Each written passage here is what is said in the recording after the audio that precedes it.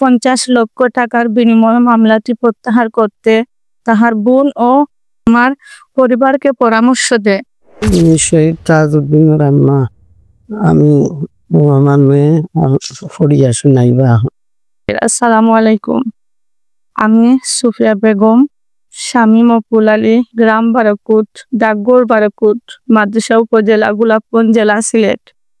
4/8/2024 ইংরেজি তারিখে বৈষম্য বিরোধী ছাত্র জনতার আন্দোলন চলাকালে আওয়ামী লীগ ও অঙ্গ সংগঠনের নেতৃবৃন্দ এবং আইন শৃঙ্খলার বাহিনীর গুলিতে আমার বড় ছেলে তাজউদ্দিন শহীদ হন। আমার ছেলে শহীদ হওয়ার পর আমি আমার পরিবার মানসিকভাবে ভেঙে পড়ি।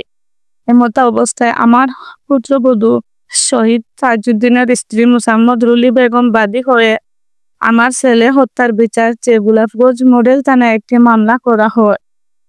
প্রিয় সাংবাদিক ভাইয়েরা, মামলা রেকর্ড হওয়ার পর থেকে মোসাম্মদ রুলি বেগম তাহার ভাই আওয়ামী লীগ নেতা জাবেদ মাহমুদ 50 লক্ষ টাকার বিনিময়ে মামলাটি প্রত্যাহার করতে তাহার বোন ও আমার পরিবারকে পরামর্শ দেয়। আমি ও আমার পরিবার দ্বিমত পোষণ করি এবং ছেলে তাজউদ্দিন হত্যা নিয়ে বিচার পাওয়ার জন্য অটল থাকি। এই নিয়ে আমাদের পরিবারের সাথে পুত্রবধূ মোসাম্মদ রুলি বেগম ও তার ভাই জাবেদ মাহমুদের পরিবারের মধ্যে মনোমালিন্য দেখা দেয়। আমি অত্যন্ত দুঃখ ভারাগ্রস্ত মন নিয়ে বলছি, আমার ছেলে শহীদ তাজউদ্দিন 6 মাসের শিশু খাদিজা জান্নাত ও 8 বছরের ঈশা জান্নাত তানহা, এই দুটি শিশু সন্তান রয়েছে। তাদের ভবিষ্যতের চিন্তা করে সরকারি ও পাবলিকের অনুদানের টাকাগুলো এই অবুঝ দুটি সন্তানের নামে এফডিআর করে রাখার পরামর্শ দেয়। আমিও আমার পরিবারের, কিন্তু আমার পুত্রবধূ তা করতে নারাজ। তিনি ফলে এই অবুঝ দুটি শিশুর ভবিষ্যৎ নিয়ে আমরা চিন্তিত আছি। আমার পরিবারের সদস্য ধারণা সরকারি অনুদানের টাকাগুলো নিয়ে আমার পুত্রবধূ তাহার ভাই আওয়ামী লীগ নেতা জাবেদ মাহমুদের আত্মসাৎ করতে পারে। প্রিয় সাংবাদিক ভাইয়েরা, আমার পুত্রবধূ ও তাহার পরিবারের যোগ সাজছে আমার ছেলের হত্যার বিচার প্রক্রিয়া বাধাগ্রস্ত হবে বুঝতে পেরে গত 12/11/2024 ইংরেজিতে জেলা প্রশাসক পুলিশ সুপার গোলাপগঞ্জ উপজেলা নির্বাহী কর্মকর্তার বরাবরে একটি আবেদন করি।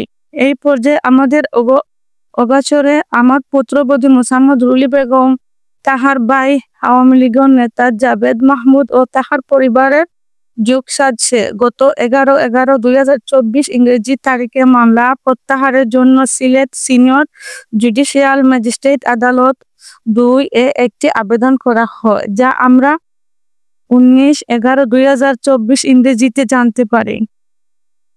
আমি এই ঘৃণিত ঘটনার জন্য তীব্র নিন্দা জ্ঞাপন করছি।